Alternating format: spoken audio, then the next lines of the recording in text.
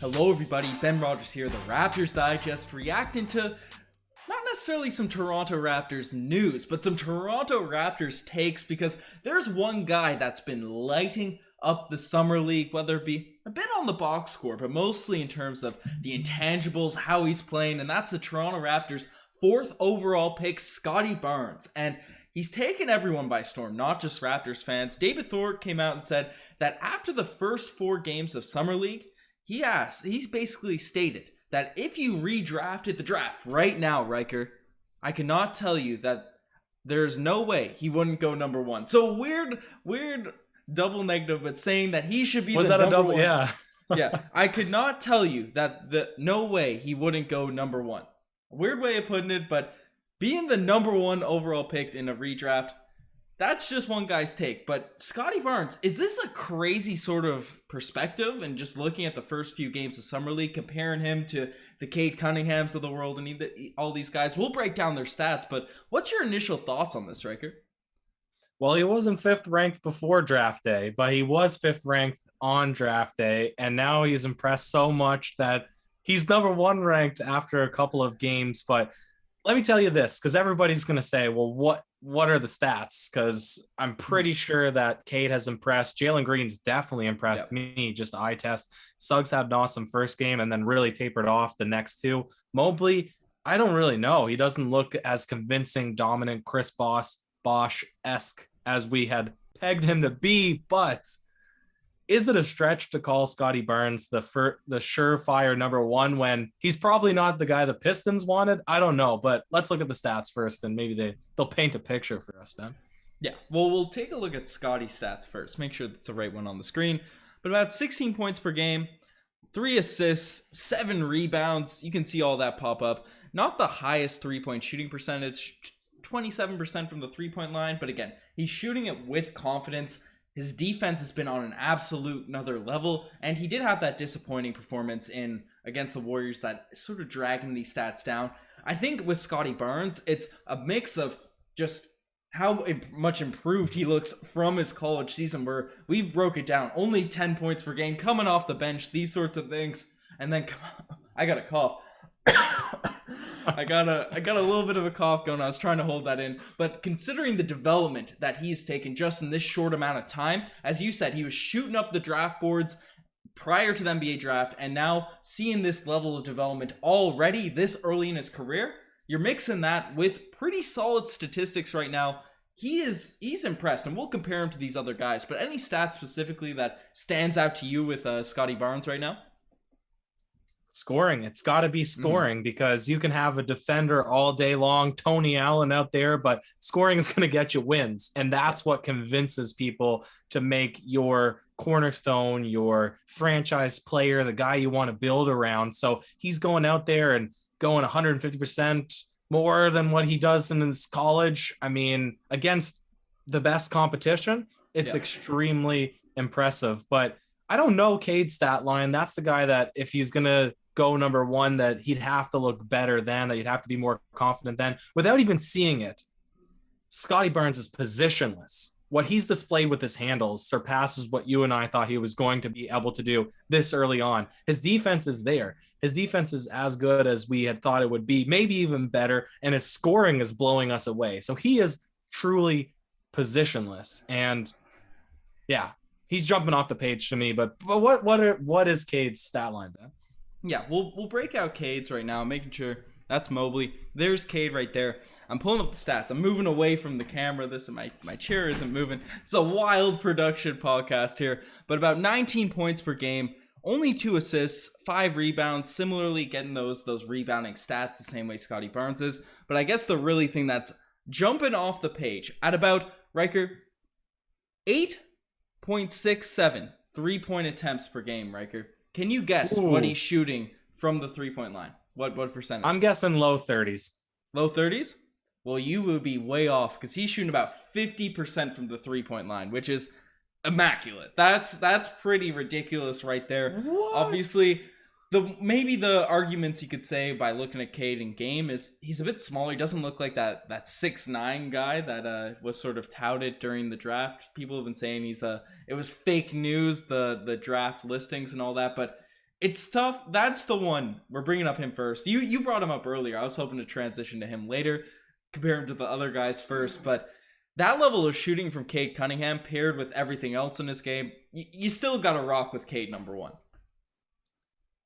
But okay, how many free throws per game? How many free throws per game? 50% from the free throw line, 0.67 attempts. So nothing crazy. He's averaging less than one free throw attempt per game. Yeah.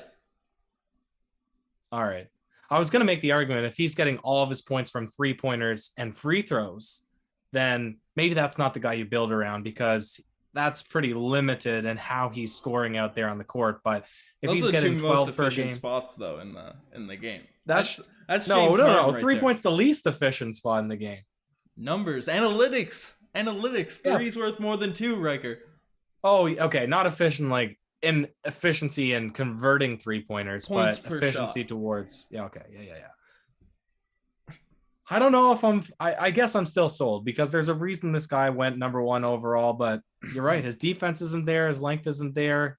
I don't know how 8 attempts per game is going to translate when you're playing against proper NBA competition. And nobody sustains 50% 3-point shooting throughout a season. You have a guy that's been practicing his entire life and 10 to 15, I don't know how long Curry's been in the league, 12 seasons, however long. And he usually only averages like 41 to 44%. So he's obviously going to slow down. Yep. But it's small sample size. It's pretty compelling. And when I'm saying sample. the shortness, I'm just reaching at things. Cade Cunningham, I think it's a little bit of a stretch, a hyperbole to say that Scottie Barnes should be going number one when Cade's putting up these stats and obviously came in as the consensus number one overall pick. But you look at everyone else in the field, and I guess we may as well we'll bring it back a little bit in Scottie's favor. And we'll throw out Evan Mobley, who's the guy a lot of people wanted the Raptors to trade up to get, considering that the Raptors needed a center going into this year. And Mobley hasn't really impressed that much, right? He's getting about a block per game, but only really 11 points, 7 rebounds. Riker, Scottie Barnes is looking like a steal. It's looking good that we didn't trade maybe a Boucher and a pick or something in Malachi for to move up one slot to acquire Mobley.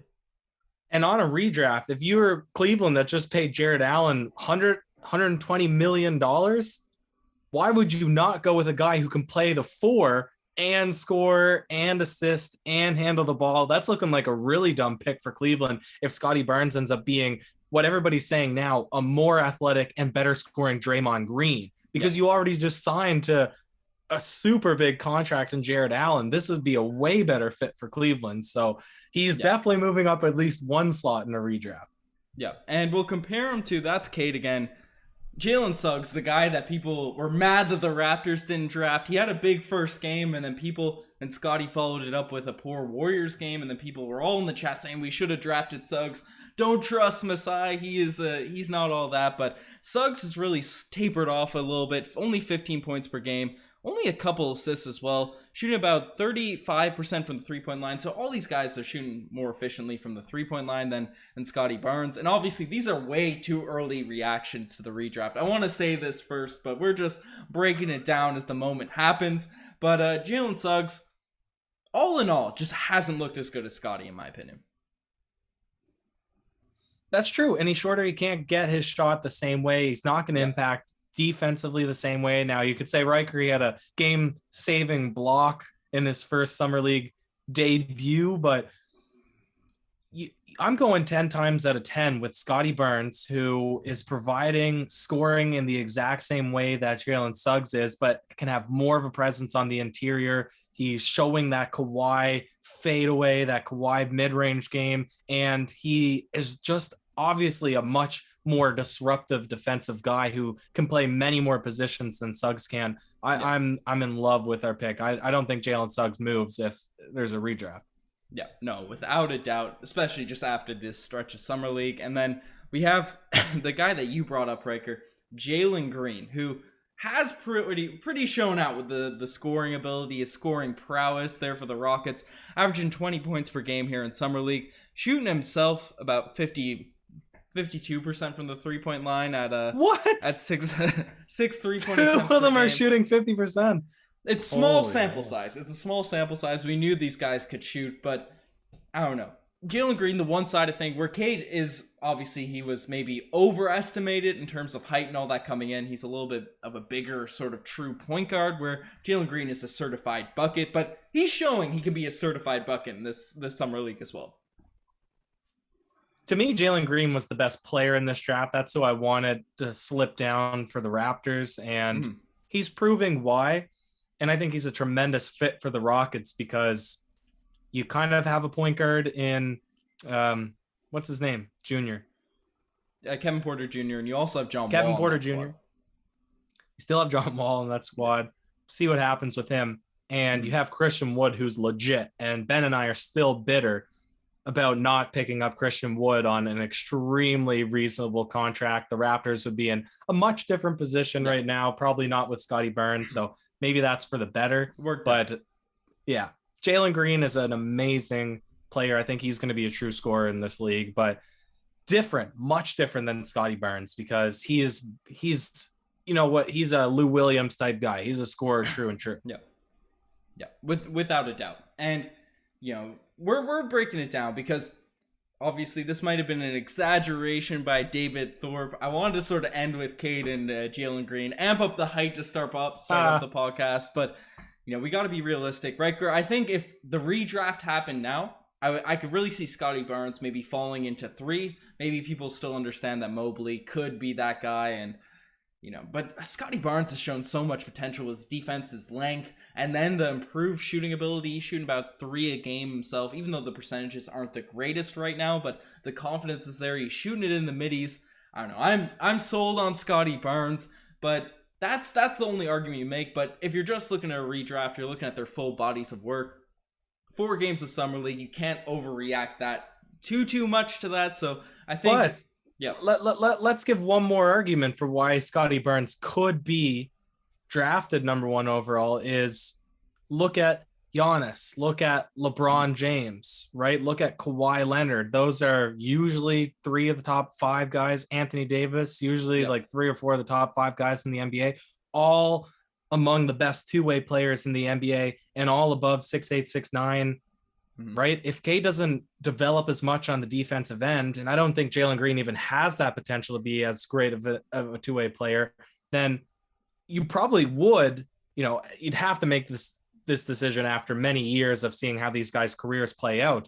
But it seems like in NBA, the best players are not just scorers. They have to be good two-way guys.